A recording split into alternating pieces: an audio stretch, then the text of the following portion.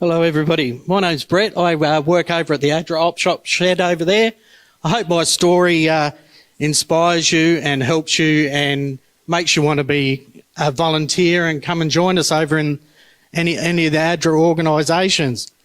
As a child, my home was always brought up with love, laughter and friendship. And my parents also encouraged me to dream, to have a dream, to follow your dreams. And my dream as a child was to be a fireman. So after many years, I took up a position just as a normal timber worker, because life gets in the way of your dreams sometimes, and you need to make a living and everything else and support everybody around you and everything. But at the age of 18, that thought was still in my mind of the dream of being a fireman. So I joined the CFS, and to this day, before I retired due to some injuries, I stayed a member of the CFS for 35 years, giving to the community and trying to help other people. Now, I've always believed that I've always wanted to help other people to make the world a better place and do whatever I can to sort of make that happen. So, as I got a little bit older and I worked for several years in the timber industry, I got an opportunity to go and work in the forest department as a full-time fireman. So my dream sort of come true, which is quite amazing. And I don't know whether any of you remember, there was a big bushfire here in the local area 3 or 4 years ago up the other side of Nelson. It was probably actually a little bit longer than that. And I was driving the fire truck on the way back, and the car flashed its lights at me and the hazard lights went on. And so I pulled up next to the car, and 3 young children jumped out of the car and started clapping and waving, and the mother hopped out and said, "Oh, thank you for helping the community and helping us with the fire." And I felt quite touched by that. It brought a little tear to my eye. So I went home and I reflected on that, and I thought, wow. But as I looked in the rear vision mirror, the little boy was jumping up and down, and he said, "Put the siren on, put the siren on."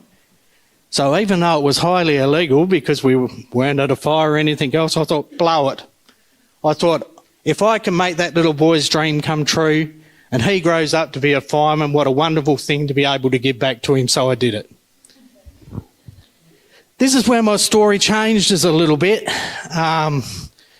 After that, not long after that, I got injured at work, and after 38 years I had to give away my employment.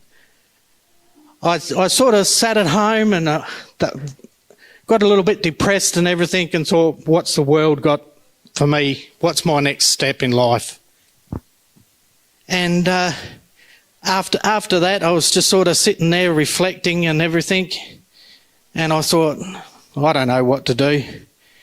Well, they put me on the work cover system, and anybody that's been through that system knows that it can tear you down and it can make you depressed and everything else.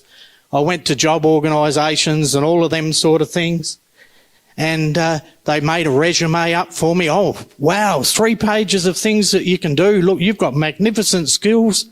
We'll have no trouble finding a job for you. Well, after several months of going in there every day and everything else, and they just couldn't find anything for me to do, because out of that 3-page resume, all I could virtually do was talk to people. So I've been blessed with that, I guess. So what actually happened after that is I stayed home and I got depressed. I was sitting in front of the television, all sad, nothing. But I had that one thing, the love for my parents and some good friends, which helped me get through that bad time. So I was laying in bed one night, and all of a sudden, ding, there was a message from Marilyn at the ADRA Op Shop in Mount Gambier here. And she said to me and sent in the message, "Look, we're looking for someone to run and help out in the shed out the back that we're building and everything." And I thought to myself, oh, well, that's something I could probably do, give back to the community a little bit. That'd be nice. And so anyway, I told her all the things I couldn't do anymore and everything, and she said, "No, that's fine. We're just looking for somebody to talk to the people and share your stories and enjoy life and just give back a little bit." And I thought, well, I can do that. So I thought, well, that's fantastic. But one of the first things that happened when we were setting the shed up was I found a little sign, and it said, love, laughter and friendship.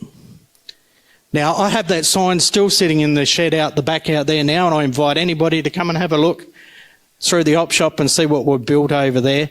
But I thought, how ironic was that, to have love, laughter and friendship, which is sort of where my story all started here with you today, and in my family home as a child, where we always had them three things.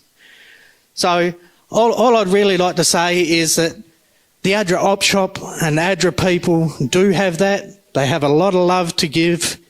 We have a lot of laughs. We have some hard times as well, but we always have great friendship and share back with people, which is what it's all about as far as I'm concerned.